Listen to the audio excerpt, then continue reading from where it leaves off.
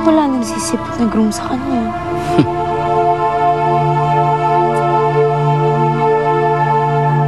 Nay, ba't wala pa po si Billy?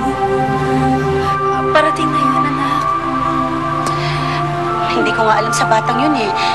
Hindi rin makontak. Teka, punta ko si Gabriel, ha? Sige. Nay, hindi ko alam kung bakit natatakot ako. Kasi parang pakiramdam ko hindi siya dadating. Na baka nagbago yung isip niya. Anak, wala kang dapat ikatakot. Hindi gagawin sa'yo ni Billy to. Hindi mangyayari yun.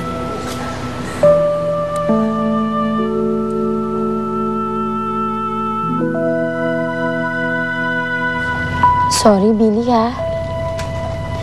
Wala na kasi akong ibang maisip na paraan para pigilan ang kasal niyo, eh.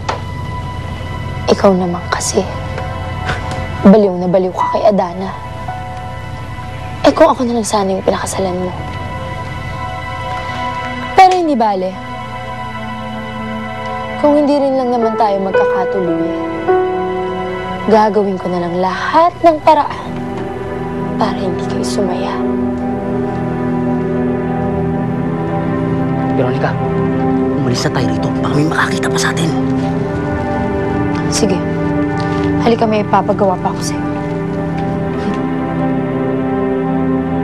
Wala pa ba? Gabriel. Father, excuse mo.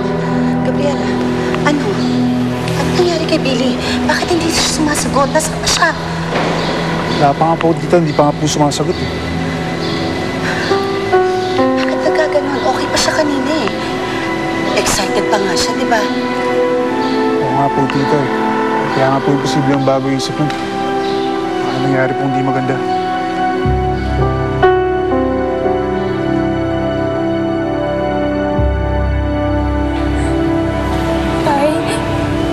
Tay, bakit wala pa si Billy?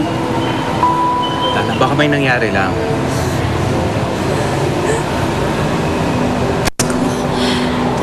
Kinakabahan ako eh.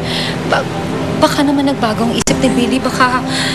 Baka naisip niya na hindi pa siya handang pakasalan si Adana. Diyos ko, sana mali naman ang iniisip ko, Berel. Nay, imposible naman po atang mangyari yun. Kasi hindi ko naman po siya nakitaan ng ganun palatandaan eh. Bakit hindi siya tumatawag? Bakit hindi niya sinasagot yung mga tawag niyo? Anong ibig sabihin nun? Sa tama na. Hindi naman lalakas ang loob niya dahil na sinasabi mo eh. Berel naman, dapat nauna rito si Billy sa simbahan. Dapat ang naghihintay dito, hindi si Adana kundi si Billy. Bakit ganyan kayong mga lalaki? Palagi niyo kami pinaghihintay. Diyos ko naman, wag na hindi niya sisiputin ang anak ko dito sa simbahan. Patawarin ako ng Diyos pero mananagot siya sa akin. Wag na wag niyang gagawin to kay Adana. Diyos ko.